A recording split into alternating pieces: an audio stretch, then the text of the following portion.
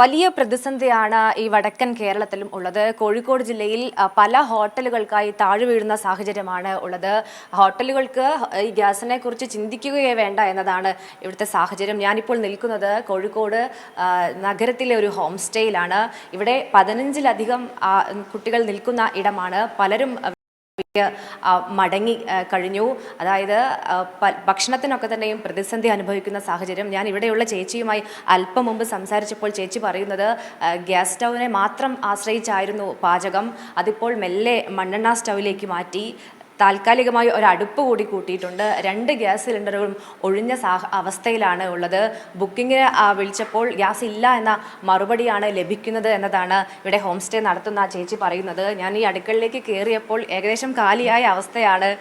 ചേച്ചി പാചകത്തിലാണ് ഉള്ളത് എന്ന് നമുക്ക് അവരോട് തന്നെ ചോദിക്കാം. ചേച്ചി, ഏകദേശം എത്ര കുട്ടികളാണ് ഇവിടെ ഉള്ളത്?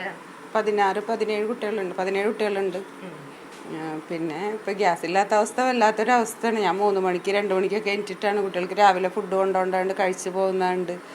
അപ്പോൾ ഇങ്ങനെയൊക്കെയാണ് ചെയ്യുന്നത്.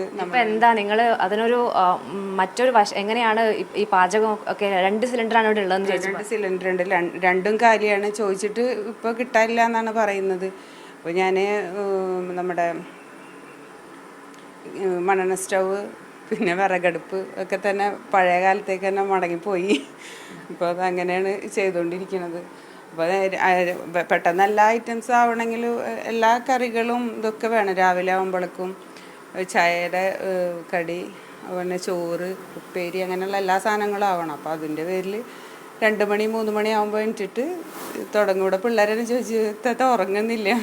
നമുക്കിത് നടത്തി കൊണ്ടുപോകണ്ടേ, അല്ലാതെ നമുക്ക് പിള്ളേർ നമ്മളെ ആശ്രയിച്ചിട്ടാണല്ലോ ഇവിടെ വന്ന് നിൽക്കുന്നത്. അവർ പഠിക്കുന്ന പിള്ളേർ പ്രത്യേകിച്ച്. 2 സിലിണ്ടറും കാലിയാണ് അല്ലേ? 2 സിലിണ്ടറും കാലിയാണ്. അപ്പം അടുപ്പും ഈ മണ്ണെണ്ണ സ്റ്റൗ മാത്രം ഉപയോഗിച്ചാണ് പാചകം. മെനു ഒക്കെ ചുരുക്കിയോ? എന്താ മെനു ഒക്കെ ചുരുക്കി. ഇപ്പോൾ ചിലപ്പോൾ റിപ്പീറ്റ് അടിക്കലാണ്. ഇപ്പോൾ പുട്ടാണെങ്കിൽ 2 ദിവസം ഇപ്പോൾ ഇപ്പോൾ ഇന്നും പുട്ടാണ്, ഇന്നലെയും പുട്ടാണ്. അപ്പോൾ അങ്ങനെയൊക്കെയാണ് ഇപ്പോൾ മുന്നോട്ട് പോകുന്നത്. ഈ കുട്ടികളൊക്കെ മടങ്ങി പോകുന്ന സാഹചര്യം ഉണ്ടോ വീടുകളിലേക്ക്? ഇപ്പോൾ ഇന്നലെ കുറച്ച് പിള്ളേർ പോയിട്ടുണ്ട്, 2-3 പേര്. ഇനി പെരുന്നാളൊക്കെ കഴിഞ്ഞിട്ടായിരിക്കും വരിക. അപ്പോൾ ഇതന്നെ ഇഷ്യൂസ്. പുറത്തുനിന്ന് അതിലൊന്നും കഴിക്കാൻ പറ്റാത്ത അവസ്ഥയാണല്ലോ ഇപ്പോൾ.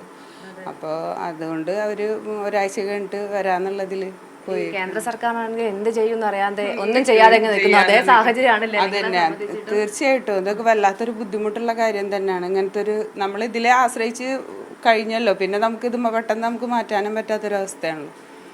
അപ്പോൾ വല്ലാത്തൊരു ബുദ്ധിമുട്ട് തന്നെയാണ്. ഈ കുട്ടികളൊക്കെ പരാതി പറഞ്ഞു തുടങ്ങിയോ? കാരണം പരാതി എന്ന് പറഞ്ഞാൽ അവർക്ക് വിഷമമാണ്. എന്താണെന്ന് വെച്ചാൽ അല്ല, അവർ നമ്മൾ റെന്റ് തരുന്നുണ്ടെങ്കിലും നമ്മളോട് അയ്യോ ഇത് ഇല്ലാണ്ട് എങ്ങനെ അഡ്ജസ്റ്റ് ചെയ്യണേന്നൊക്കെ ഇങ്ങനെ ചോദിക്കും. എങ്ങനെ പറ്റണേ, ഉറങ്ങണ്ടേ എന്നൊക്കെ ചോദിക്കും. ഞാൻ പറയും മുടക്കമില്ലാതെ ഒക്കെ ചെയ്തു കൊടുക്കും. എല്ലാം മക്കൾക്ക് എല്ലാം ചെയ്തു കൊടുക്കും. പിന്നെ നോമ്പാണല്ലോ, അപ്പോൾ രാവിലെ നോമ്പില്ലാത്ത പിള്ളേർക്ക് ഉണ്ടാക്കണം, നോമ്പുള്ള പിള്ളേർക്ക് ഉണ്ടാക്കണം. പിന്നെ വൈകിട്ട് അത്താഴം എന്നുള്ള ഒരു പരിപാടി ഉണ്ട്. അതൊക്കെയാണ് നമ്മൾ കൂടുതൽ ബുദ്ധിമുട്ട്. എന്താണെന്ന് വെച്ചാൽ രാവിലെ എനിക്ക് ഫുഡ് ചൂടാക്കാനുണ്ടാവും. അങ്ങനെയൊക്കെ ആകുമ്പോൾ നമ്മളെ ഗ്യാസിൽ നടക്കുന്ന ആ ഒരു ഫെസിലിറ്റി നമുക്ക് നടക്കുന്നില്ല. എന്താ ഏജൻസിക്കാർ എന്താ പറയുന്നത്? അവർ പറയുന്നത് ഇപ്പോൾ കിട്ടാനില്ല, ഗ്യാസ് കിട്ടാനില്ല എന്ന് മാത്രമേ പറയുള്ളൂ. ഒരാഴ്ച കഴിയട്ടെ, അല്ലെങ്കിൽ പിന്നെ വിളിക്കുന്നൊക്കെ പറയുന്നത്.